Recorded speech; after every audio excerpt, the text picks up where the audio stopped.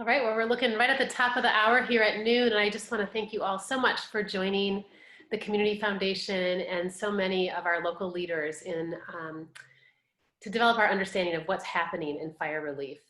I'm Susan True. I'm the CEO here at the Community Foundation. It's great to see your names popping into our Zoom room together. And this is an event that is really a celebration of the way our community has come together. I couldn't be more proud than the way so many of us have put our arms around this community after the fire. And it really started with the shelter-in-place order back in March, and how we looked out for our children and our neighbors who lost wages and shifts and jobs, and have had health implications, and it's only continued and strengthened since the fires. So this event is a celebration of your generosity, a place to get understanding about how your gifts have really made a difference, and a chance to meet each other and understand more about what's happening, what's still happening on the North Coast and in Bonnie Doon and in the Boulder Creek area. So really excited to have you here. I know that, as I mentioned, I'm just so moved by this community, and something seems to happen every day that makes me a little teary.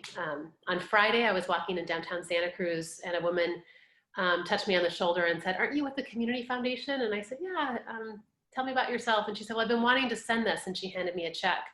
"I've been wanting to do something, and I just haven't gotten it in the mail, but I'm so grateful that I have a chance to help." And I just asked her to tell me more about herself, and she said that she owns a spa. Her name is Jenna Lee. She owns Yoso Spa in downtown Santa Cruz. And I thought, a spa? Well, gosh, how much have you even been open the last 7 months with COVID? And she said, for 9 weeks. So here's a business owner, an employer, who has been open for 9 weeks of the last 7 months. And what she said to me as she was handing me this check is, "I'm just so grateful that there's a place where I can help people who've survived the fire. I'm just so grateful that I can help." And that, to me, sort of summarizes what our community has done. We've had restaurant owners who have hardly had any business since the shelter-in-place order, who are making sure that evacuees had healthy meals. We had evacuees who are helping each other at donation centers. We had literally 1,000 people a day volunteering in this community during the evacuations. So while 1 in 4 of us had lost our places to live, the other 3 in 4, and many of those evacuated, were stepping up to help. So I just wanted to pause and let us think for a moment about what it means to be a part of this community. And I'd love it if you raise your hand if I can see you, or just put in the chat something that has moved you or that you have felt has been kind of the power of this community coming together over the last 7 months, but certainly the last couple months. Okay. So I'm going to see if I can see your faces if anyone's raising their hand. Otherwise, go ahead and put it in the chat. I know some of you have been moved.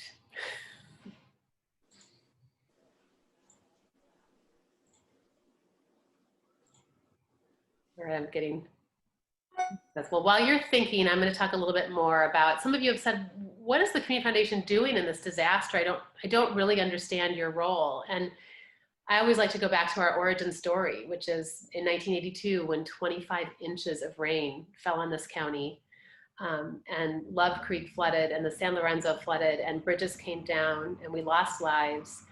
This community wanted a place where neighbors could help neighbors, where we didn't have to wait for the federal government or the state government to respond. We needed them, but we knew we wanted a more immediate, more centralized place to help each other. And indeed, when this fire hit and the evacuation started, I feel that the Community Foundation knew 2 things. One, that neighbors would need us, and secondly, that neighbors would want to help. And that truly is our role, is to bring people together. And we've been doing that for 38 years. We're a grant maker to local nonprofits, and we work with people to make their charitable intentions real, both now and in the future. And so this disaster has been a place where we can bring together people, resources, and ideas to really get things done here.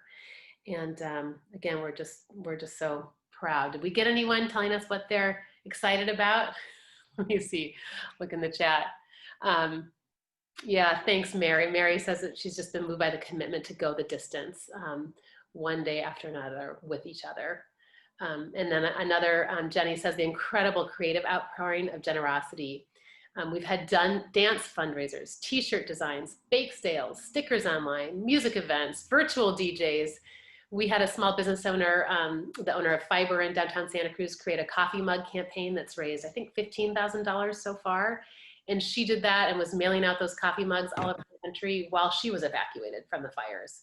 So again, it's just the incredible creative generosity.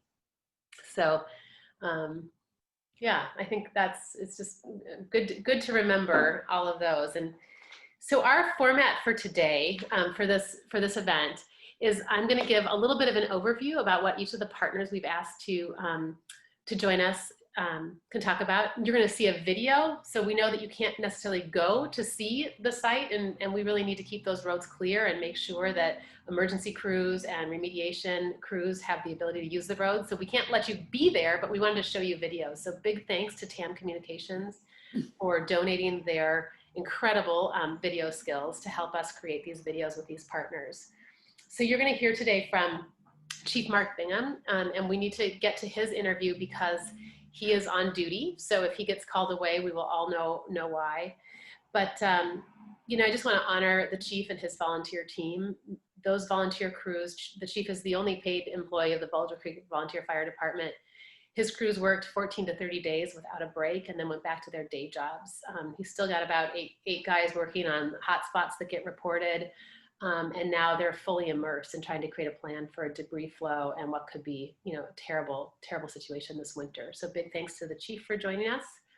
And then we have 3 family resource centers represented. Really wanted to hear, a lot of you have given because you wanted to make sure that people's immediate economic assistance needs were met. And we have relied on some trusted nonprofits to do that work. So we have Lynn Robinson here from Valley Churches United. We have Isai Ambrosio Ramirez here from Davenport Resource Service Center. And we have Roxanne Moore from Mountain Community Resources and Community Bridges. They'll talk to you about how they have been able to get needed resources in the hands of people who need it the most.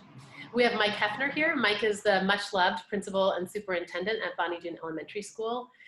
Mike has been, you know, in touch with 120 families there regularly, constantly assessing needs and getting resources to those families in his school community.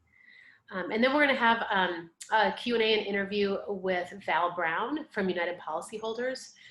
United Policyholders, when we turn to other community foundations across the state who have been through these kinds of disasters, they all said you need to make a grant to United Policyholders. They will work hand in hand with homeowners and renters who have insurance to make sure that they get everything they're due from their policies.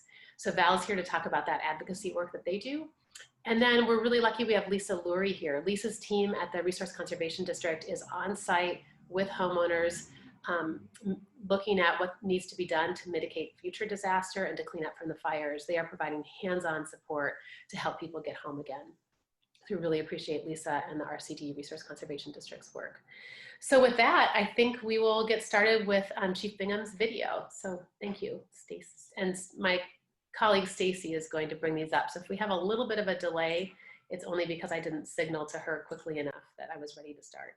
Anyway.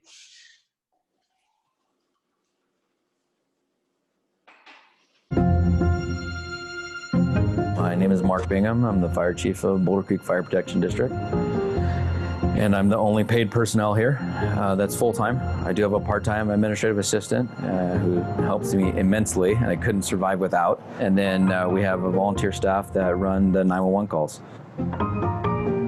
We're almost at 100 years, and I'd say we have more volunteers now than we've ever had. There are plumbers, electricians, or nurses on their day job, working at the lumberyard. These are people that do this on their side of their main job. Some of them have 2 jobs in a family, and they still come down here and give time. Parting phrase we use a lot of times when we see each other and when we part is, you know, see you at the big one. This was the one that I had to call everyone and say, this is the big one. I need you. So they answered. Our folks were displaced just like the regular townspeople because they live here. So they were evacuated from their homes, their families were evacuated also, and they lived down here for quite a long time. They spent at least 2 weeks here before they even took a break, maybe 3, and then took a break.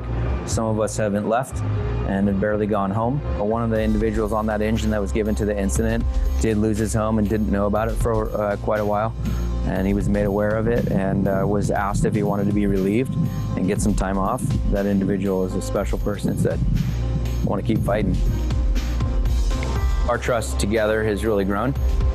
My passion, my love for them, my appreciation for them, my admiration for what they completed and what they did in the face of a huge task is overwhelming. The commitment that the Sheriff's Department put forth to make the evacuation successful was epic. Driving into neighborhoods that had a huge glow behind it, a roar of redwood trees torching in a canyon, and sounded like a train coming at them. They went door to door. They got neighbors to help other neighbors get out. 100% they were going to complete the evacuation. Unfortunately, we lost some homes, but it was favorable in the way that we didn't lose the whole community and or the whole town. I think if we wouldn't have had the success here in the fire district and we wouldn't have been able to hold the majority of the community and all of town, then we would have probably seen other towns fall. We are looking at what this winter might bring us now that we have a weakened forest, a weakened watershed, and the soils weakened. As usual, the valley here has to prepare for winter, and so I think that's where people's minds need to be right now. I think this is a year that we don't say, well, that's the county's culvert, but it's right next to my house.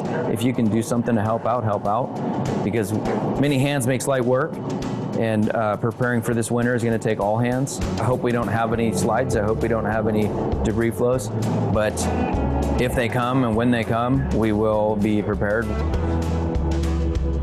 I hope we get a break so our people can rest, their families can see them, their jobs can have them back for a little while. We're the people that don't give up, and we continue on, and we push against that wall, fight a little harder, fight a little longer, do everything we can to get the best results we can with what we have. The Fire Relief Fund assisted us in buying some more personal protective equipment, so it was a big relief to us. The generosity that people are pouring out is hard for us to take. We're not used to it. We used to going out and helping people, solving problems, fixing things. The people that are calling and emailing and sending letters and paintings, all these personal touches that they're reaching out and showing us is difficult because we're not used to that. It lets us know that the people care, lets us know that the community is there for us.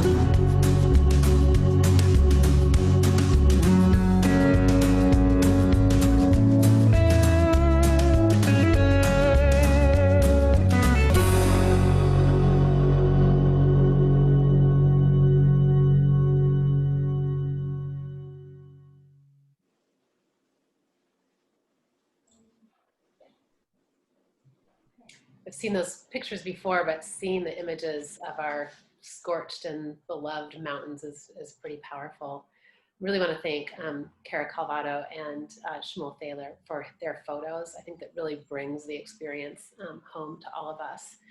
And as you can imagine, as the chief said, think about the expenses. I mean, just the fuel costs, the satellite phones, so many needs for supplies, and we're working with the fire department to understand what will FEMA cover and what are going to be gaps that need to be filled so that the department can be ready for what's ahead of us. So big thanks to you and your team, Chief.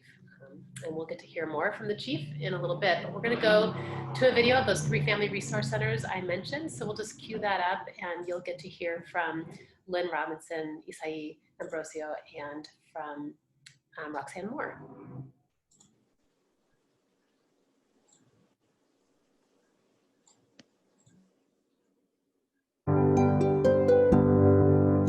I'm the Executive Director of Valley Churches United, and we are a year-round food pantry primarily. The mission statement really says, in times of a crisis, we're here to help support people, get them back on their feet and stabilize them so that they can continue on their own. So we do emergency assistance as well on a case-by-case basis for people throughout San Lorenzo Valley and all of Scotts Valley and up through Bonnie Doon and just, the summit area, the mountain area right here in our community. Throughout our area, especially Boulder Creek, had just devastating damage, as you can imagine. And then there's other pockets. There's parts up above from Brookdale, Bonnie Doon, Swanton.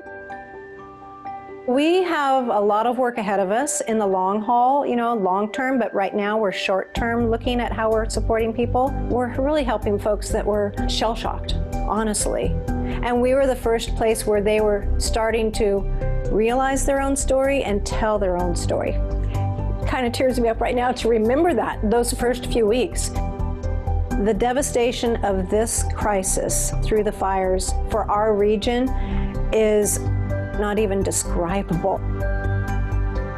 Santa Cruz County Community Foundation immediately was the reach out for us. What are your needs, Lynn? How can we help? We're providing more than ever in the sense of food, and we've had a lot of food donations coming in, so we've been really, really generous that way, and it's been so helpful. We still have evacuees in hotels, so they're not cooking food in their hotels, but we've got gift cards we're supporting them with. For a lot of folks, during the evacuation, whatever job they had that still stands there, they couldn't access. So they had a financial hit as well.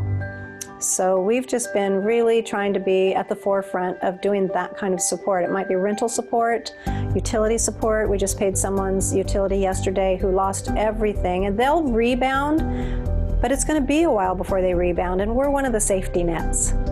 We have a lot of people in this circumstance that are used to being the givers, not the receivers, and they just don't even want to come to the door and ask. We can assist with them, so they just walk away with that bit of hope, just that glimmer of hope that they didn't come with. And to us, that's the beginning of that's the community support. When someone supports and donates to Valley Churches and it's coming through the Community Foundation, that I can stand here 100% and say that the donation that you give is being so well used, go directly boots on the ground to people that need it. I think that silver lining, that spark, that gratitude, all exists because of the generosity of our donors. We're really the vessel, and it's the community making it possible to help their own community. It's remarkable. It's just remarkable, and we're just grateful.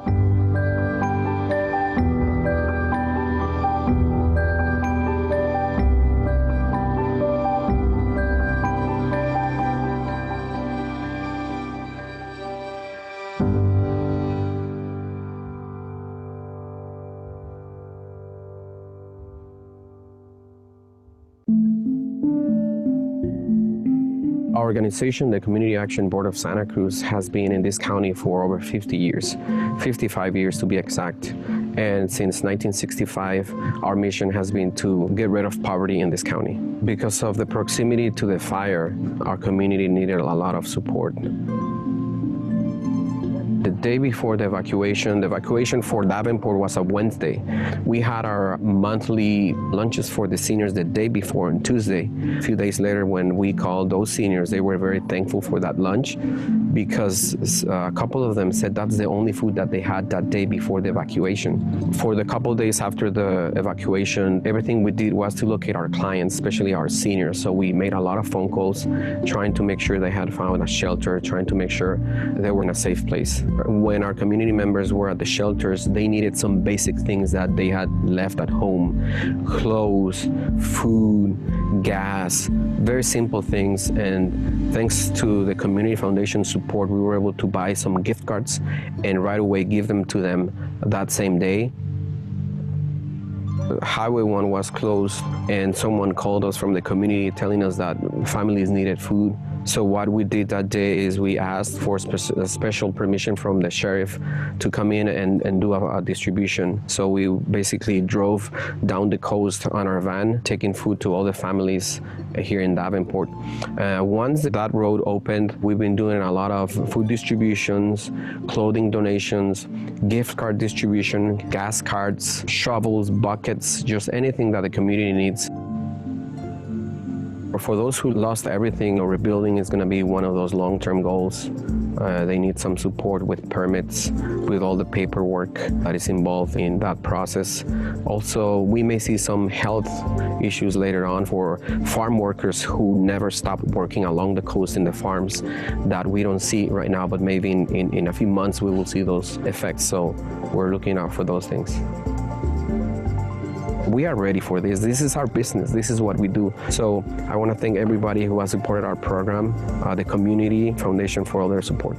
Because then what we can do is to focus on doing what we need to do and accomplishing our mission.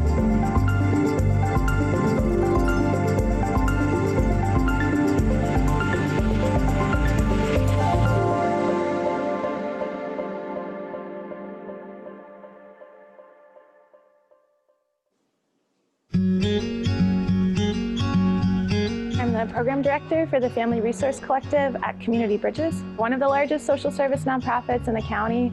We have 10 different programs. We have programs that help folks from the beginning of life all the way to the end of life.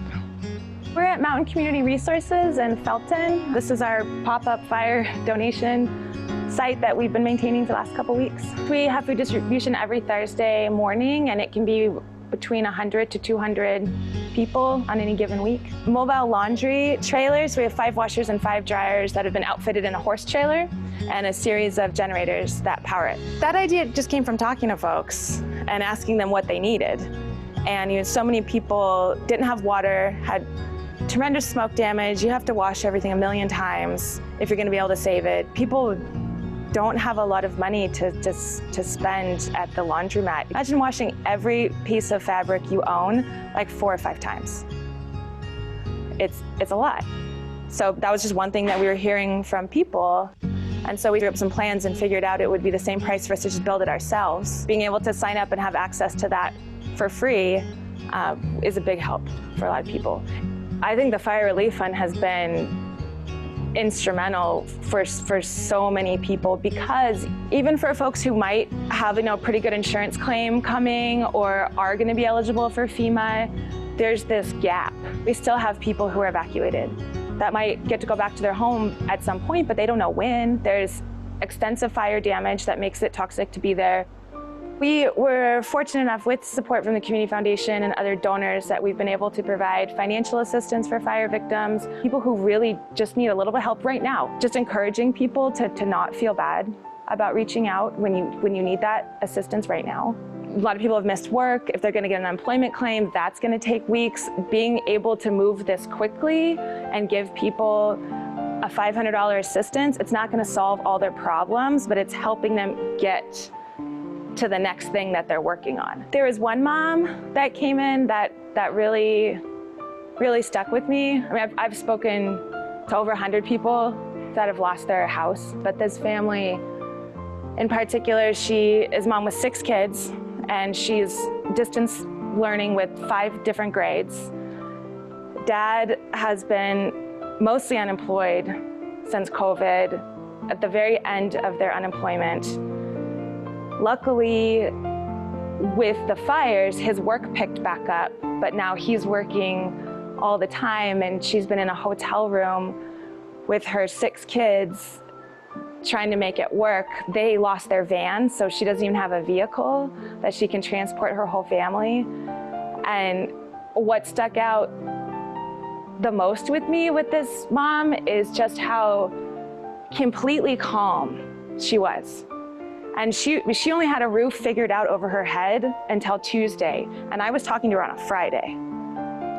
But she was like, I broke down, I lost it. But she was just completely calm, just like, okay, what are my next steps? I have childcare for 5 more hours. What can we get done now? And it just really hit me, like how resilient some folks are and pragmatic when they need to be.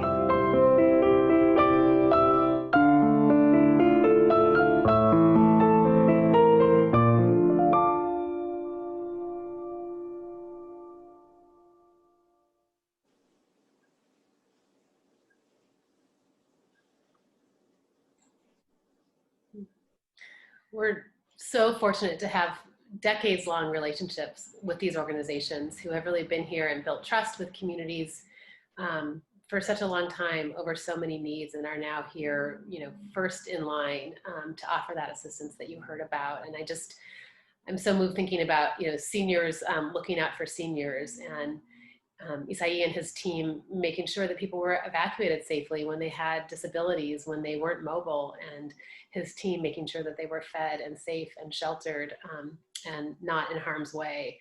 And Roxanne and Lynn's team, they just, one of the things we love about these family resource centers is that they're by the community, from the community, of the community, but that meant that they had losses too, and their volunteers and their staff were going through the same thing that their clients were. And it's that kind of coming together, I think, that has been really tremendous. So your gifts have helped them to provide that swift assistance that Roxanne described, have helped to be able to pay for rent, to pay for lost wages when farm workers couldn't work for weeks because of the smoke conditions or because they couldn't get to work and didn't have a safety net. You all provided that.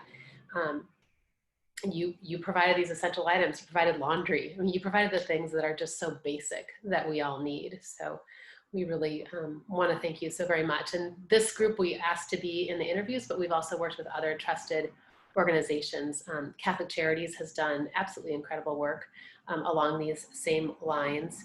And of course, Second Harvest Food Bank and their their neighborhood pantries up and down the valley and in Davenport have just been, an essential lifeline of nutrition.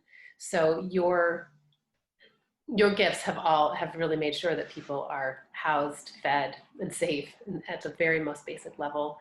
Big hats off to the organizers, especially Hallie at the Boulder Creek Rec District, for putting together a resource fair where all of these participants could come together and help families understand what resources are even available. Imagine you've lost your home and you've never asked for help before, and suddenly you don't know where to get help. And you maybe lost your cell phone and you don't have your computer.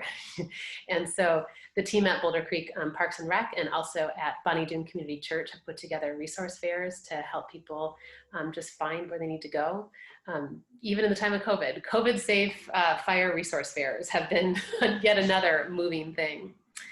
So we're going to switch a little bit from these basic needs to also thinking about supplies and services and families through the eyes of an educator. So we're so happy that Mike Hefner has joined us.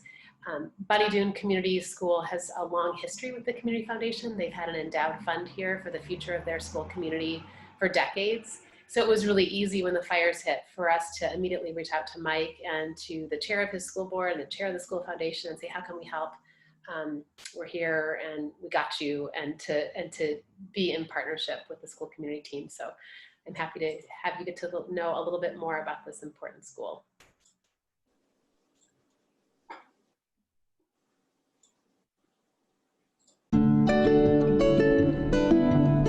I'm the superintendent principal at Bonnie Doon Union Elementary School District and Bonnie Doon School. We serve transitional kindergarten through 6th grade at our school. We're really a community organization. The kids are a pretty amazing bunch here. Their knowledge of the local area, their passion for their environment, their understanding of the uniqueness of our nature and our location is really part of the fabric of who they are. We opened school on August 12th with a community pickup parade and meet your teacher.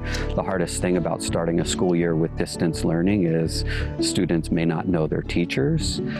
So we really focused on that community aspect. We got to have 3 days of school with that energy and enthusiasm before the power outages and then the fire hit.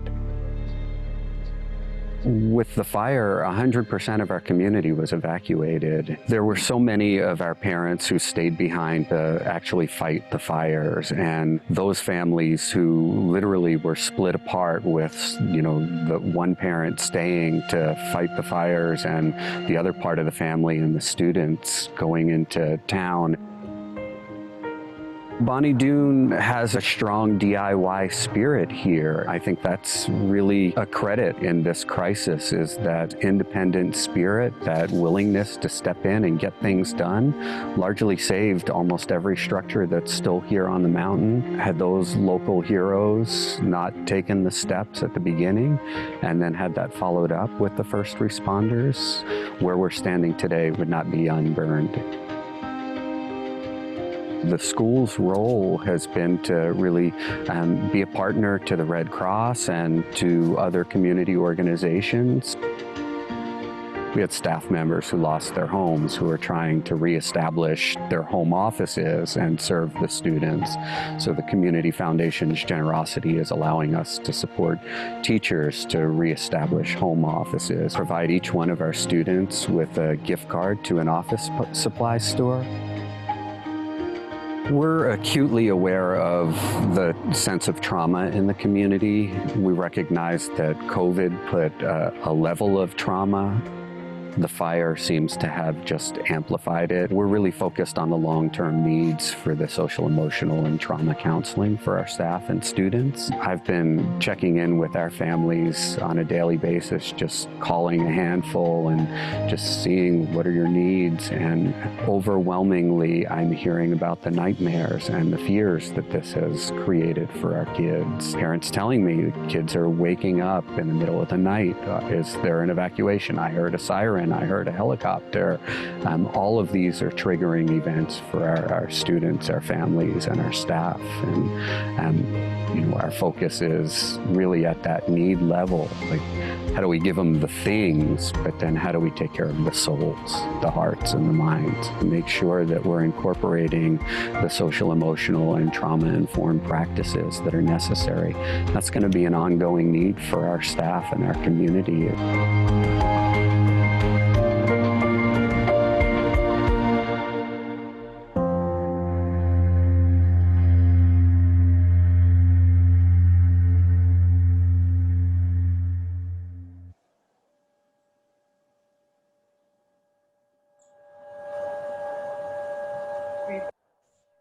Little background noise there. I'm sorry if that hurt anyone's ears. Thank you, Superintendent Hefner. We are going to do break from our videos for a moment and go directly to a talk with Val Brown. As I mentioned earlier, Val represents United Policyholders. She's a fire survivor herself from San Diego County and is providing great guidance to local renters and homeowners with insurance here in Santa Cruz County. So Val, would you please give us an overview of the work that you all are doing with people in Bonnie Doon, the North Coast, and the Boulder Creek area, please? Yeah, so thank you for having me today. Valerie Brown with United Policyholders. I'm based in San Diego, UP is in San Francisco. My community burned in '07, the Witch Creek fire. I was lucky to have minimal damage. I ended up standing up the local recovery effort here, and UP became my must-see TV every week. They would come in, do a workshop with my community, and they were the kind of the glue that held us all together while we were all scattered. And so I liked them so much, I volunteered. I ended up coming on the staff about 2 years ago, and the reason we're here is, you know, we advocate for insurance consumers and try to help disaster survivors get the maximum that they're due for their, you know, for their insurance. Because insurance, when you look at individual recovery, insurance is the greatest source of resources for most people. If you have insurance, you're going to get a lot more money than you're going to get from an unmet needs table or from FEMA or the state. And so we want to maximize that to get as many people in the community back home in that new normal as possible. And so that's what we do. And the reason we exist is from the Oakland Hills fires in 1991. We found out that insurance companies were not handling people's claims effectively. And so our founders set us up to help level the playing field, right? And unfortunately, that playing field has never quite leveled out. So we are still in business 30 years later. And so we're here, and the reason that Susan was sharing, the reason we're here is that we've been responding to obviously a lot of California wildfires over the years.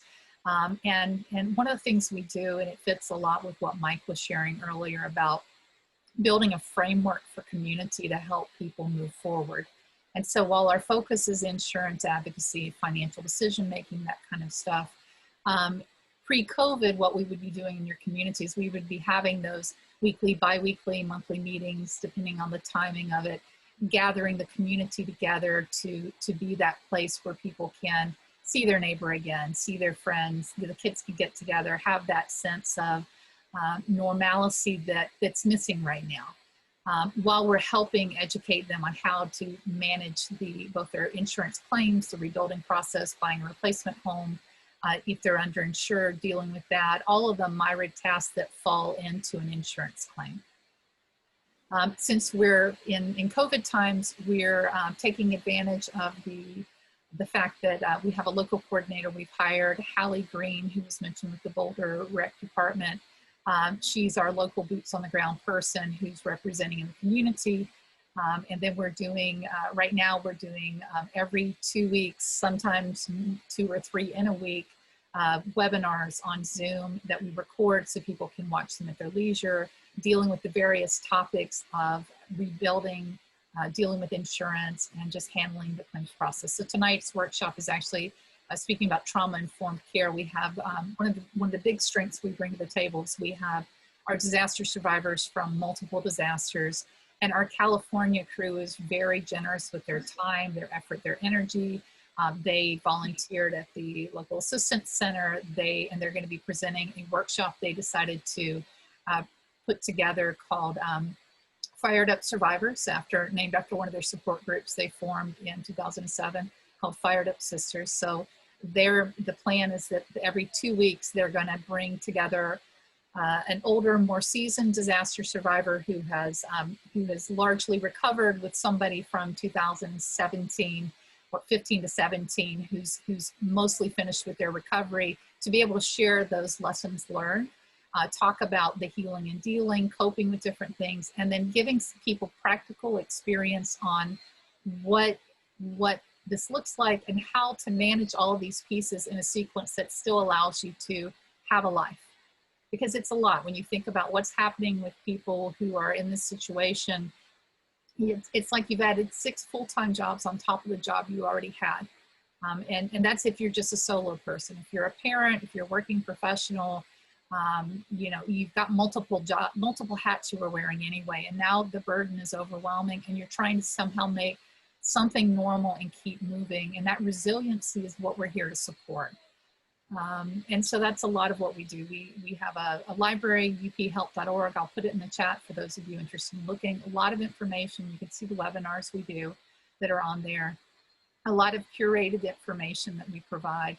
And outside of our disaster survivor volunteers, one of the unique things about us is we do bring professional volunteers, pro bono volunteers from across the state for our California disasters and across the country for larger disasters outside of the area. So we're looking at pulling together a legal clinic that'll happen on November 12th so that people can look and deal with, my policy says this, my agent is saying, I don't have this coverage. Can you look at it legally, look at my contract and tell me what I have? Or if people are already having legal issues, we can go ahead and start to move them on that process to deal with those. You know, so partner with the certified financial planners. So when people look at, are you underinsured, they can figure out how to make a decision to rebuild or replace their home in a way that's not going to jeopardize their long-term financial future. So just, sorry, I've got the dogs here wanting to come in and they're not being very quiet. Sorry about that. But that's basically what we're here for. And so, you know, we want to partner with everybody in the room. We're working with both the county and the establishment of the COAD, VOAD, the voluntary organizations to get the pieces that the county needs so that you have this future resiliency already in your back pocket for future disasters. We're going to be working on that as well. Thank you so much. Yeah. We'll take questions in a little bit, but really thank you, Valerie. I think the very practical support to help people get back on their feet is so essential. And Valerie had their website there. So if you know anyone that is struggling with their insurance or a FEMA claim, please make sure that they connect with United policyholders. That's what they're there for. So your gifts made that kind of advocacy, case management, and education possible. Lisa, really happy to talk with you. My first conversation with Lisa Lurie at the Resource Conservation District, I just felt like, oh my gosh, there are in expert hands here. People who really know our local environment, our watersheds, our trees, can come and assist homeowners in their remediation efforts and in their ability to plan to rebuild. So Lisa, your team is they're just such quiet science heroes among us. And we're really happy to have you give an overview of the work that you're doing with homeowners. Great, thank you so much, Susan. So the Resource Conservation District of Santa Cruz County, we work to bring together people and resources to care for the land, water, wildlife, and other natural resources. That's pretty interesting. Yeah. It's Private all property. profits in Santa Cruz County. You okay? So to care for natural resources, both on private property, but also in the broader community. And we've been around since 1942. When it comes to post-fire recovery, our role at the RCD is really to help heal the community by helping to heal the land. And we do that through education and outreach, as well as through technical assistance. We're a primarily grant-funded local agency, and so your support really enabled us to move quickly and to address the immediate and evolving needs of the community. And I think that's a theme that we've heard throughout the presentations today. We've worked to engage a team of local experts with specializations in erosion control, rural roads, forestry, and engineering to provide direct support to landowners and residents as they're able to safely return to their property. Our goal is really to empower people with information and resources and guidance. We provide recommendations, but we also provide comfort and assurance, which we're finding to be equally valued and important. Our outreach and education efforts have focused on providing webinars, workshops, tabling at some of the events that have been mentioned, and developing an online post-fire recovery library. We're offering site visits at no cost to look at the landowners' needs in addressing the impacts of the fire that might affect their properties and the broader watershed. And I wanted to share with you a map just to kind of demonstrate the scale of that need and the services provided. So as you can see from this map, the purple dots indicate the roughly 320 site visits that we've already completed. And we have another 80 site visits already lined up and waiting in the wings. So while we're able to walk the land together with the landowners and residents, we're able to answer questions around runoff, erosion and drainage issues. We look at private roads and culvert damage, tree health, stream impacts, and then we talk a lot about preparing for winter. And I just have to say, it's really humbling as we're meeting with folks on the ground to see them oftentimes standing in the burned out footprint of their own homes and in the face of such great personal loss, to see how deeply they care and concern about the impact to the environment and their role and responsibility and their true passion in caring for the recovery of those streams and trees and habitat that they really hold dear and cherish. One example of a landowner who we visited with, they had a forester come out who from a distance had looked across all their trees and said, they all need to come down. They all need to come down. But we were able to follow up and with our forester go and really take the time and assess each tree individually. And in doing so, we're able to advise that actually a lot of those trees were gonna make it.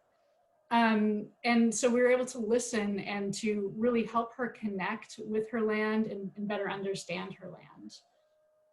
We've been encouraging neighbors to organize site visits together, and we'll often meet with entire road associations. We have people saying that prior to that, they had not met their neighbor before. And so this really kind of gave them an opportunity to come together.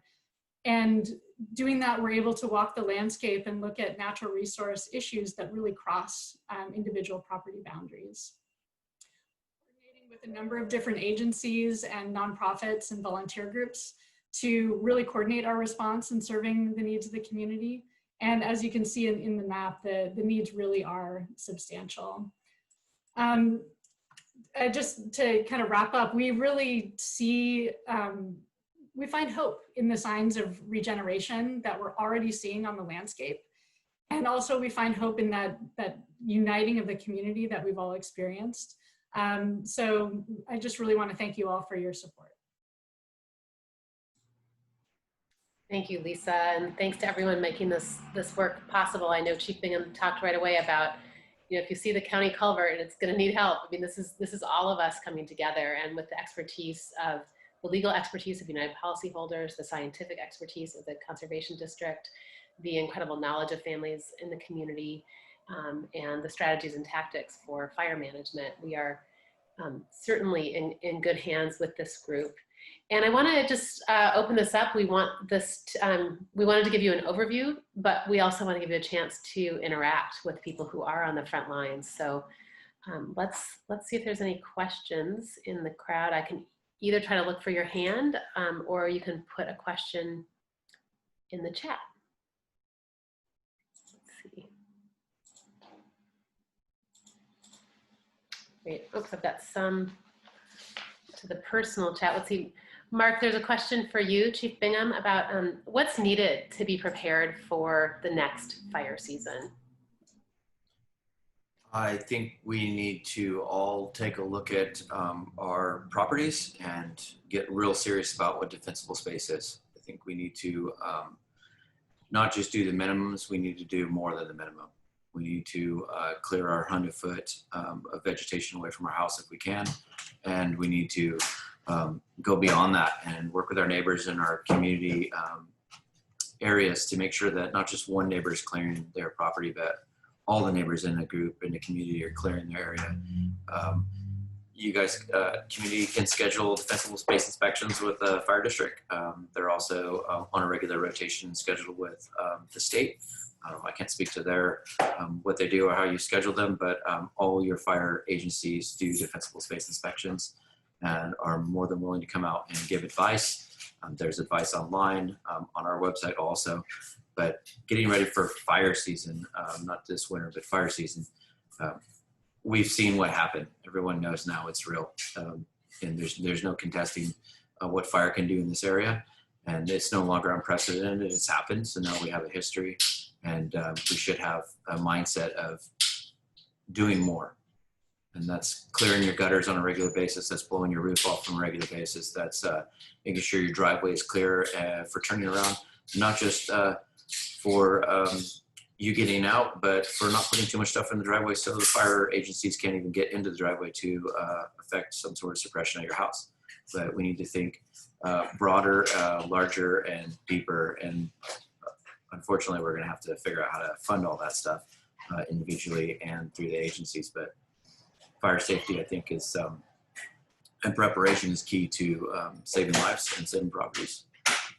Thanks, Chief. And in your video, you mentioned how hard it was to accept all the gratitude from the community. It sounds like one of the best ways for the community to offer gratitude would be able to keep those gutters and vegetation areas clear for your crews to come in. So yes, we would love for people to help us, right? I said the many hands makes light work. That is so relevant in a lot of different facets of what we're talking about. But if you can take care of yourself and give us a better fighting chance at helping you or your property, we're going to be able to do more. Great, thank you.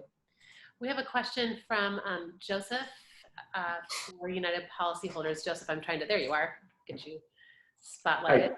Thanks, yeah. Thank you, Susan. Yes, the Valerie's, we've covered many angles of unfortunately the fires down here in Monterey County and up in Santa Cruz County, but this United Policyholders is new to me. So you were saying that Haley Green, is it Hallie or Haley? Hallie Green.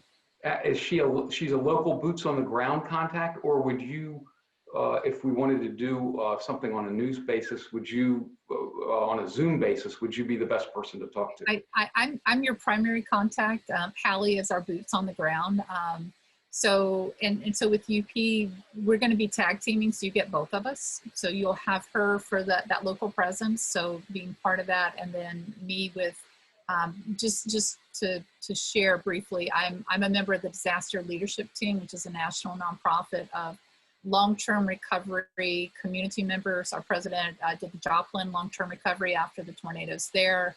And so I've got a lot of experience in recovery, long-term recovery, and this whole process, disaster case management, all of this stuff. And it's the kind of stuff that, because it's a new disaster for your community, I've got that expertise to help set up that framework for you for that. So anything that's big picture, or anything that's complicated, for lack of a better word, just please reach out to me always. I'll put my email in there and also Hallie's. But anything like if there's a local meeting going on or something that, that you need Hallie's presence in, that would be, please contact both of us. And then I saw Maria had a question. Yes, the workshops we're doing do have Spanish translation.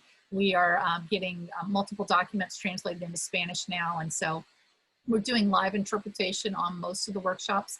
Tonight, unfortunately, we won't have one for the survivor to survivor because our interpreter is not able to make the 7 o'clock meeting. But for most of our workshops, they are being translated into Spanish. And Valerie, are you physically, you're in San Diego, did you say, or Los Angeles? I'm in San Diego. I am up in the Bay Area once a month, even with COVID. So I was up actually for the Boulder Creek.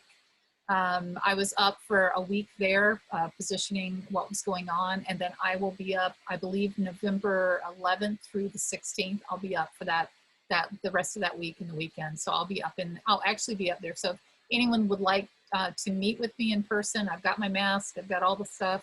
Happy to meet with you. I'll be driving up on the holiday, and then I'll be there basically for business Thursday, Friday, and Saturday and Sunday. So I can meet anyone then. Well, the bonus of coronavirus has made us all more flexible in our television coverage, because now we Zoom with interviews with everybody. As before, we'd say, no, unless we can see you, we won't talk to you. Now we could do you long distance. Okay. Yeah, but I'm happy to be a real in-person. I'm used to doing these in person. The last long-term recovery I did, I would drive 4 hours up to the community, spend all day, do my workshop, spend all day, head home at midnight. I'm used to just being boots on the ground myself. So COVID's very hard because it's not how we like to deliver service. Yeah, we really appreciate you being so available, through video. And I know that many people have felt your presence here. I had a question for Mike Hefner. Mike, and it reminds me of one of our early conversations after the evacuations where you said, my job is the school, but my mission is the whole community. And I know you feel so called to protect the whole Bonnie Doon community. And I just have a question here. It's how has the fire changed the way you think about the role of school and education? And how are you approaching that? It's invited us to really think in new ways about partnerships and building deeper connections. So, I'd say that prior to COVID and prior to the fire, the amount of broad community interaction usually happened through a monthly newsletter that went through Bonnie Doon that was produced by one of the residents. Since then, really trying to build an active partnership with the church and combine our efforts in terms of hearing what's happening for our community and bringing in new information and creating that strategic partnership. Because here in Bonnie Doon, there's no stores, there's no community center, there's the school and the church, and it's really fostered a deeper relationship and thinking and how we partner. And earlier we mentioned that the church hosted an event much like what Hallie provided in Boulder Creek, and we were able to partner together to bring people to the two spaces to keep the distancing, but also to keep the services going forward. We're building more intentional partnerships with the fire department, the CAL FIRE crew up here, and there's a lot of sort of pop-up groups in Bonnie Doon, neighborhood groups that we're trying to stay in contact with as neighborhoods. Granted, Bonnie Doon, it's strange to say neighborhood, but nonetheless, there are neighborhoods up here, and trying to be a liaison with them to understand the challenges that they're having through the access points that the school's able to get. That's great. Thanks, Mike. Yeah, your close work with families has been so valuable, and your support of your own educators. You've had teachers, as you said in the video, lose so much and even need to stay at the school to be safe. We still have people who are evacuated from Bonnie Doon, of course. We have people who will be able to go home as soon as their power is back on and they're able to operate their wells, but still a lot of very immediate needs in the area. Which leads me to a question for Lisa, which is, Lisa, what keeps you and your foresters up at night worrying about remediation? What do you feel like the biggest risks are that we can take care of before the rains? Well, that's a great question. And I mean, I think the things that there's several things that we're concerned about. And on one hand, it's conveying information to people about, first and foremost, risks to their property and potential risks to life and infrastructure, from high risk for debris flow, which is really beyond our ability to do anything about, except to empower people with information and make sure they are aware and appreciative of the risk, and are putting in place plans for evacuation if that's needed. So doing that work really in close collaboration with the county. And then looking more specifically at potential risks to the natural environment, we're looking at things like potential impacts to streams from sediment runoff. And on a site-by-site basis, working with landowners to look at where are those potential risks and where does it make sense to do something? Because there's a natural tendency to want to do something. And in some cases, it makes sense. In some cases, there's a benefit to installing measures like straw wattles or seed or wood chip or straw mulch. In many cases, though, what we find and what we advise people on is that in a lot of cases, it's actually better to do nothing and to allow the land to regenerate itself, and that there's a lot of, the power of nature is very strong. And by doing less and by disturbing the land less, we can actually aid in a faster recovery. So we're really mindful of and encouraging folks that there is no silver bullet, that really looking at the land with a professional, and that's where having the resources and the staff to be able to back up that recommendation with actually then being there is really important to us, is really the approach that we're taking. And in terms of what we're doing now prior to the rains, it's all of those site assessments. It's looking at slope, it's looking at stability, it's looking at the health and the potential hazards of trees, making those assessments and then supporting landowners and residents in addressing them. Wow, thanks. Another thing that was also brought up was just the ongoing need for fire preparedness. And so at the same time that we're looking at how do we prepare for winter and stabilize our slopes and look at addressing those risks, at the same time we're wanting and needing to maintain our efforts in the broader community, looking at continual fire preparedness and providing that support. Great. Thank you, Lisa. Okay, I have a question for Isai. And just, what's happening in Davenport now? There were two concerns. One person expressed concern about farm workers, and you mentioned health impacts for farm workers. So kind of how do you see that need now? And the other, as you had mentioned, seniors and many frail seniors, and just sort of how are they doing and just what's needed in Davenport. And then there was another question that's probably best to be answered by Davenport, which is what's happening with water. We know that water is getting trucked in every day. So water, seniors, and farm workers, I think, are all of interest in this group. Yeah, thank you. Yeah, so the water lines were damaged for Davenport, and since those, the water line was damaged, the county has been bringing water every day, and it's, as you can imagine, is very expensive. And so the message in this community has been to save as much water as we can, try to avoid, basically wasting water. And I think the community has responded really well so far. And so everybody's doing a great job about that. So, and we have heard that it's gonna take until probably mid or late November for that water line to get fixed. So while that happens, I think it costs about $3,000 per day, I believe. So yes, it's very expensive. In terms of seniors, we have a few seniors who are part of our programs. about 15, 16. And so what we have done in the past before COVID and before the fires is that they were part of our programs. We would have senior potlucks every month, food distribution. And so as you can imagine, seniors have very specific needs, and they have been affected greatly by the fires. Some of them have lost their homes, others had to evacuate, and they needed very specific things. And so we have a case manager specifically who works with about 15 to 16 seniors, local seniors, and they get what we call special treatment every week, which is we deliver food to them. We call them every week just to make sure they have everything we need. Some people need just a new charger. Some people need some extra food, some special food items. And so that's kind of like what we do with our local seniors.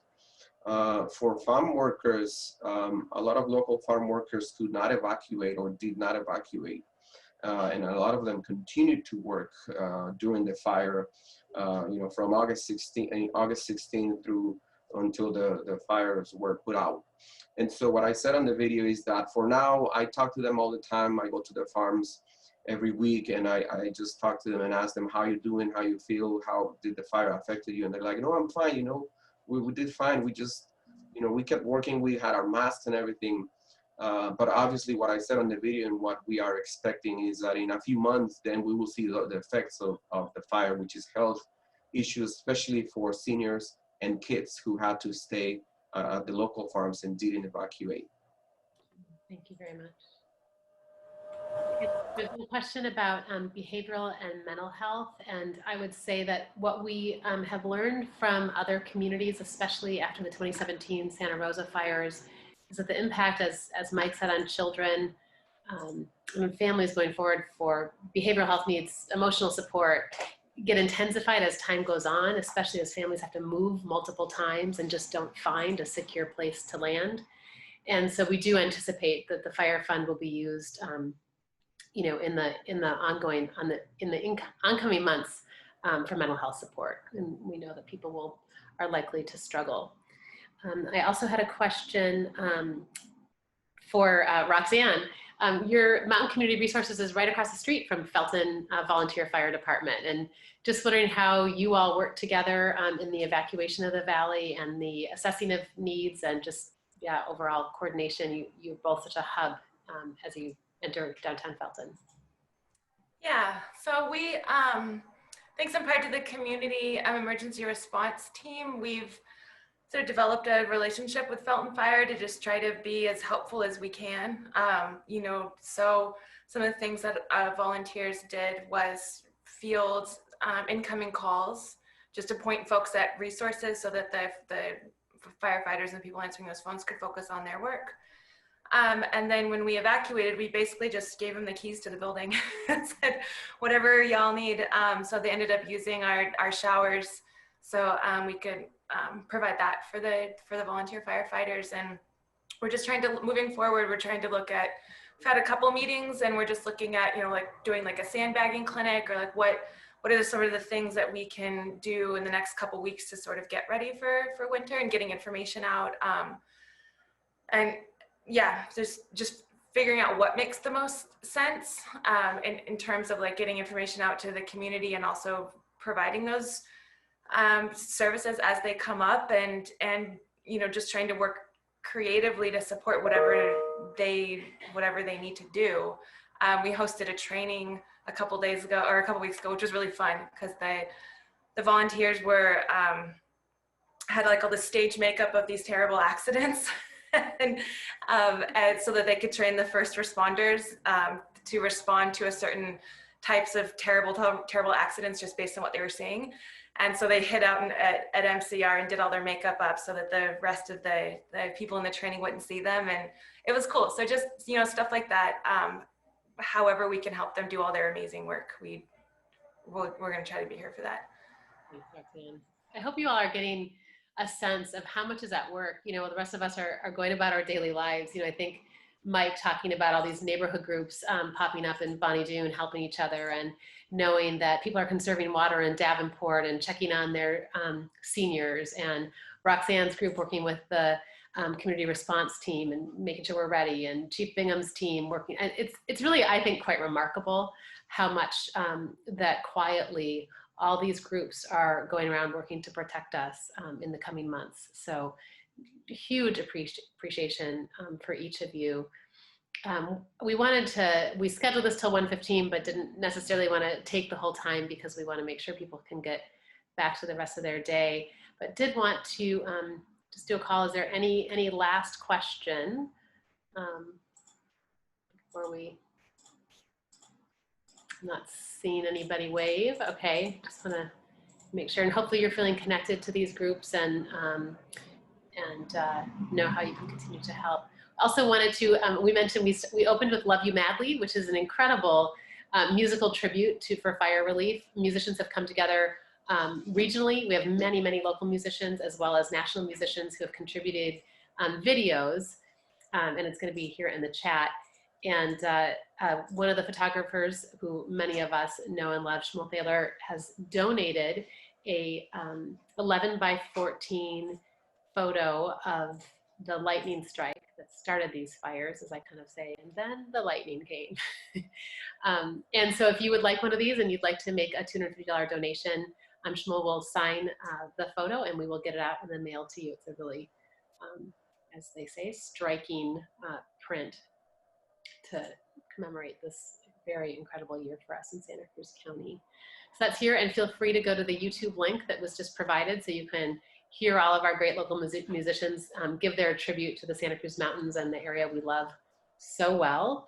And I think if there isn't any last comment, then I just want to close by a big, huge, warm thank you to Susan and the whole team at TAM Communications. They reached out to us and said, is there anything we can do to get the story out about the fire and how we can recover? And they're also doing incredible pro bono work for Scotts Valley businesses and our Economic Recovery Council. So just thank you so much, TAM Communications. Oh, it looks like Chief Bingham has a comment. I'm sorry, I didn't mean to miss you there, Mark. Can you hear me? Yep, you're on. Hey, Mark with Boulder Creek again. I just wanted to take the opportunity to say a few things if I can, since we have a good group right here that's community service minded, folks that are all helping, and then other folks from the community that are listening. And so since I have the captive audience, I'll take the moment. I want to say thank you to all these groups. Whoever and whatever group you're affiliated with, even though maybe you think you've only done a little bit of help, maybe you think you've only reached a few people or a small bubble, you have affected so many more than that. It's every group who's putting in, who's helping out with this relief from the fire is a stone thrown in the pond, and the ripples that go out from it are what you guys are creating that affects the fire districts and affects the water districts and the rec districts and the community members themselves, the residents that lost homes. There's just so many groups that have really put in nonprofit and profit groups together. You make ripples that spread so wide, and you need to smile and puff your chest out and realize how important you are. What you've done is amazing. What you continue to do is amazing. Before I go, I wanted to reiterate the need for everyone to sign up with Code Red. Without being signed up with Code Red, you are to miss a critical opportunity of knowing that there is a evacuation warning sent to your location and or an evacuation order. And what's going to be very key this winter and going on with every fire season after this is that we get that 100% evacuation to everyone. So please sign up with Code Red. You can Google that. You can also grab it off of the Boulder Creek Fire Department's website, bcfd.com. You can get it from SCR 911, which is our regional dispatch center. The County of Santa Cruz, I believe, has it up. There's many ways you can find out about Code Red, but please sign up so you can get that information. And then secondly, there's a program that everyone really needs to look at, which is called Ready, Set, Go. And it's gonna give you information and tools to prepare yourself so when you are getting that message from Code Red, that you have the right stuff and you leave in a timely manner. And that's something that I would love us all to work on, so that way we can have continued success with evacuations And lastly, I want to leave you with, we're preparing right now for winter operations, which is looking at and focusing on debris flows and mudslides in the areas of Santa Cruz County that have been affected by the CZU lightning complex fire. So with us identifying those locations, with us knowing that we have a high probability of having disasters up here in the winter, we really need to prepare our minds and prepare our neighbors and do your own outreach to everyone you know in your network, and let them know that the fire districts, the 911 system in general, the emergency responders are not going to be chicken littles running around saying sky's falling, sky's falling. The probability is so high there will be some issue somewhere in our county at one point or another. And when we ask for an evacuation order for people to leave, don't get complacent and think this is the 30th time I've been evacuated this winter. And I'll say it again, 30th time. It could be the 15th time, the 50th time. We're going to make those decisions based on education, experience, and science. And when we make those orders for you to please leave the area, it is for your best interest with a high probability of an impending disaster. So that's all I'll get off my soapbox, but thank you all for so much of your help, what it's going to do for the people of Boulder Creek. I can't say thank you enough. Soapbox, and we're glad we gave you a platform for it. And I would also, I would jump on my soapbox quickly and say that as of last week, we'd had about 5,600 FEMA applications. And given that about 65,000 people evacuated, there are many more people who could be eligible for support for FEMA. So that deadline is just a month away. So please, if you know someone who's evacuated, if you know someone who lost something in the fires, please, please, please encourage them to file. If that claim was denied, please, please, please ensure them to get help to file again. They're often denied just because of one missing piece of paper. The Family Resource Centers are helping people to apply for FEMA. So I just want to put that plug because we want to save these local philanthropic resources, your dollars, your gifts, for gaps that aren't filled by public resources.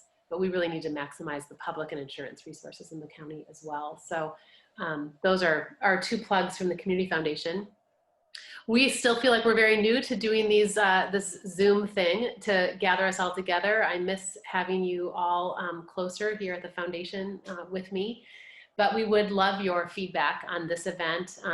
Some of you also attended a COVID event we did, and we're planning more events. So we will send out a survey, and we really are taking your feedback quite seriously. So please take the time to fill out that survey.